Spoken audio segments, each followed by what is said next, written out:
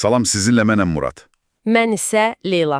Zehinpod təqdimatında hazırlanan bu müzakirəmizə xoş gəlmisiniz. Bugün biz sizinlə bəlkə də fəlsəfə tarixinin ən çox müzakirə olunan, ən təhrik edici mütəfəkkirlərindən biri Friedrich Nietzsche'nin dünyasına baş vururuq.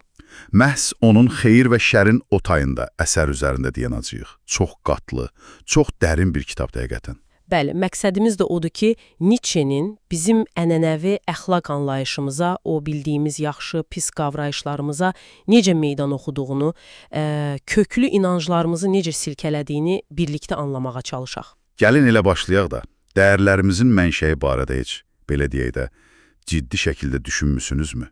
Bu yaxşı hardan gəlir, pis hardan? Həqiqət dediyimiz nədir əslində? Bax, elə Nietzsche də kitabın əvvəlindən bu sualları qoyur. Deyir, bəlkə də bizim həqiqət sandığımız şey elə səhvin üzündən törəyib. Necə yəni? Yaxud da xeyirxahlıq, bizim çox uca tutduğumuz bu dəyər, bəlkə kökündə bildiyimiz egoizm dayanır. Bu, əlbəttə ilk baxışdan çox radikal səslənir. Xüsusilə də o dövrün filosofları üçün, o metafiziklər üçün. Onlar inanırdılar axı ki, dəyərlər mütləq ziddiyyətlər üzərində qurulub. Saf xeyir, saf şər kimi. Tamamilə. Nietzsche isə elə birinci bölümdə filosofların ön yargıları başlığında bu inancı, yəni dəyərlərin mütləq əksliklər olması fikrini dərhal şübhə altına alır. Yəni, həqiqət yalanın tam əksi olmaya bilər, xeyir şərin tam əksi olmaya bilər. Bəli, o deyir ki, bəlkə bu bizim çox səthi baxışımızdır. Buna qurbağa perspektivi deyir, yəni yerdən baxırsan, bütöv mənzərəni görmürsən, çox dar bir baxışdır. Maraqlıdır, bəs alternativi nədir onun fikrincə? Daha radikal bir ehtimalı irəli sürür. Deyir ki, bəlkə də bu uca sandığımız dəyərlər, həqiqət, xeyirxahlıq və s. öz əksləri ilə, yəni bizim pis, aşağı hesab etdiyimiz şeylərlə əslində ayrılmaz şəkildə bağlıdır. Onlara hörülüb, onlarla iç-içədir. İç-içədir. Hətta bəlkə də mahiyyətcə onlarla eynidir. Bu, əlbəttə, çox sarsıdıcı bir fikirdir. Həqiqətən də. Alışdığımız təfəkkür tərzini alt-üst edir. Yaxşının pisdən sadəcə fərqli olması yox, bəlkə də onunla eyni kökdən gəlməsi fikri.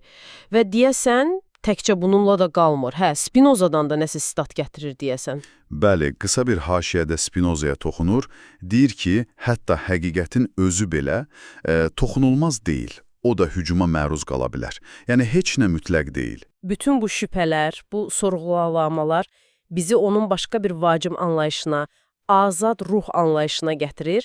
İkinci bölümdə bundan danışır. Deyir ki, həyatda qalmaq üçün, hətta həyatdan zövq almaq üçün dünyanı bir qədər sadələşdirməliyik. Elədir.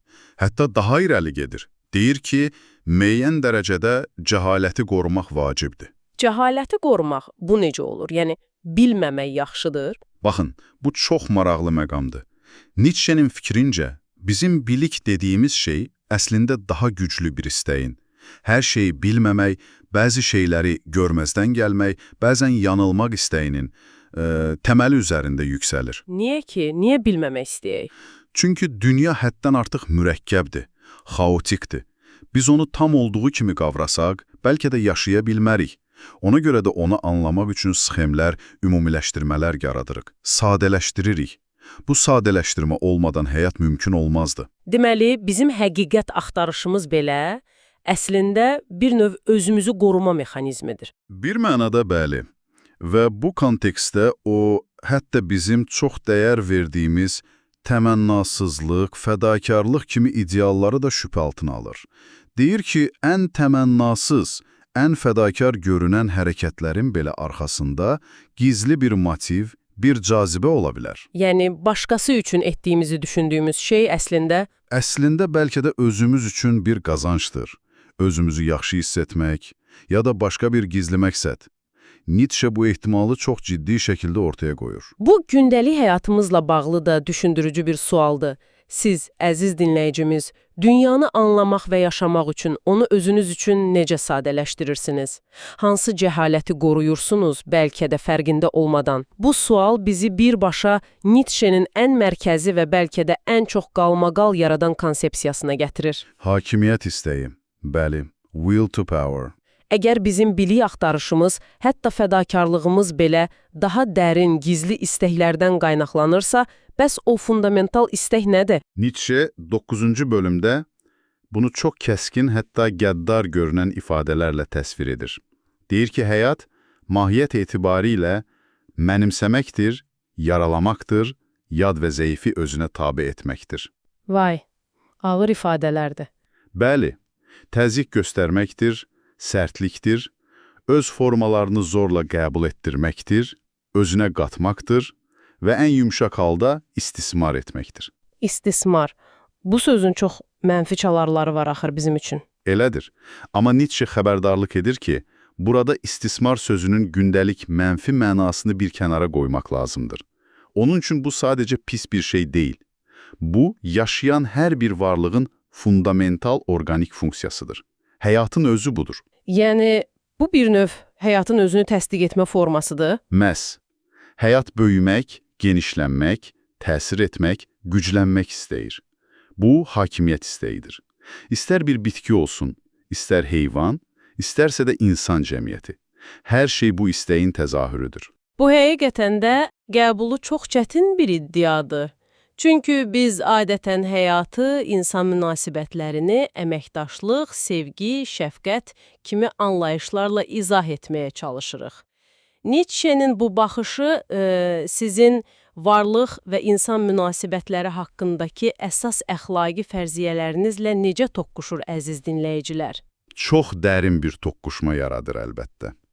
Və bu hakimiyyət istəyi anlayışı birbaşa onun əxlaqı tənqid etməsinə gətirib çıxarır.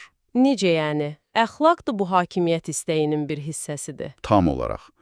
Nietzsche iddia edir ki, bizim əxlaq dediyimiz şey də bu hakimiyyət dinamikasından kənarda deyil, hətta onun bir məhsuludur. Məsələn, 5-ci bölümdə deyir ki, ilkin cəmiyyətlərdə əxlaq əsasən nədən yaranıb? Qorxudan. Qorxudan.